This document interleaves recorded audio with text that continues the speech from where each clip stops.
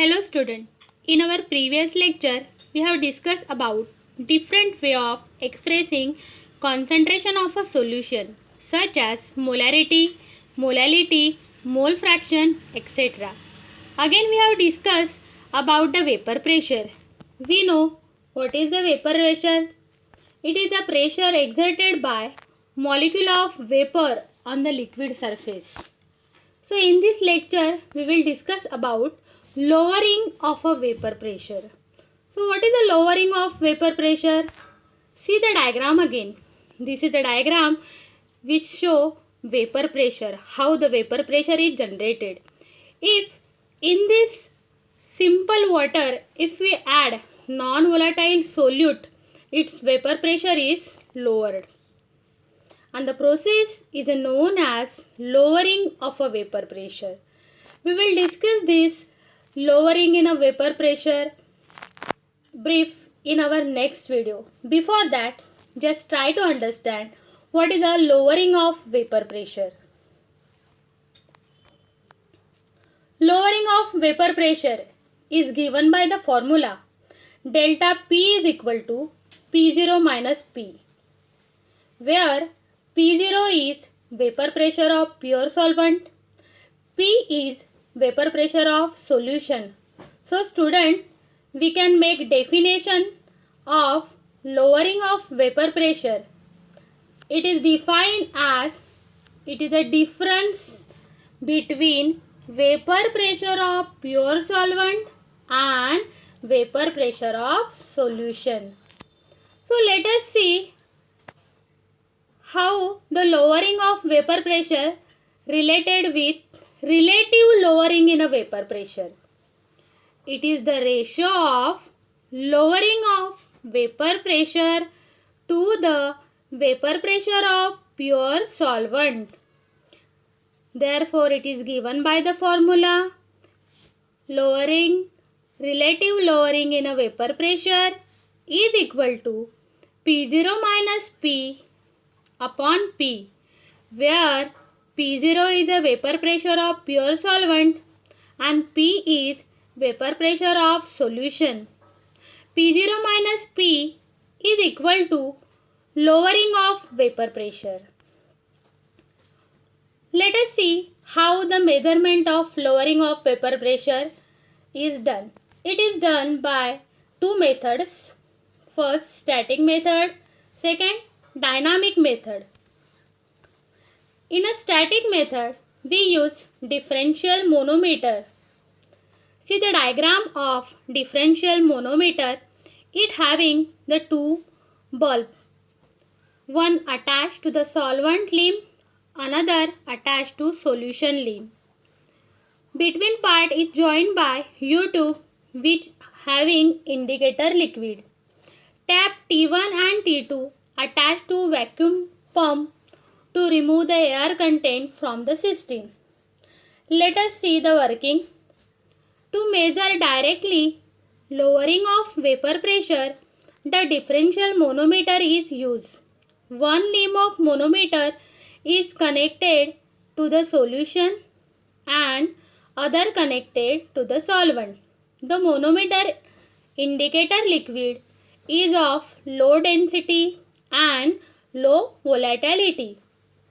The difference in a vapor pressure is determined directly from the difference in a level of indicator liquid in a two arm. The tap T1 and T2 are open and air in the apparatus removed by connecting to the vacuum pump. So student, here our conclusion, from which side we get decrease in a level of the indicator liquid means there is a low level of vapor pressure. Second method to determine lowering in a vapor pressure is a dynamic method. Check the working. See the first diagram. It is Ostwald-Walker apparatus used in a dynamic method. It contains 3 solution bulb, 3 solvent bulb and calcium chloride U-tubes. Ostwald-Walker method, a stream of fixed volume of a dry air is a pass-through series of a bulb containing solution and through a pure solvent, and finally adsorbent to absorb the vapor of solvent with aqueous solution. Here calcium chloride is used as adsorbent. As shown in above diagram, dry air passes through solution. It becomes saturated up to the vapor pressure of solution. The loss of vapor from the bulb is determined by weighing the bulb before and after air has passed through them. The loss in a weight will be proportional to the vapor pressure of the solution. Therefore, delta W1 directly proportional to P. This sample of air already saturated with vapor pressure of a solvent up to the pressure P is then passed through pre-weigh solvent bulb. Since vapor pressure of pure solvent is P0 is greater than P, the air sample will be take some more vapor from pure solvent and is saturated up to the pressure P0. The bulb are weighed again to obtain loss in a mass, that is delta W2 directly proportional to P0 minus P.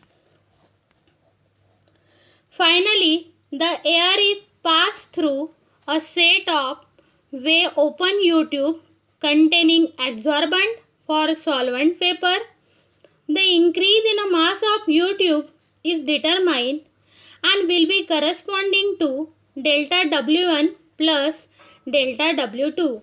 That is, vapor pressure required to saturate air to the P0 is nothing but relative lowering in a vapor pressure and is given by the formula P0 minus P upon P0 is equal to delta W2 upon delta W1 plus delta W2.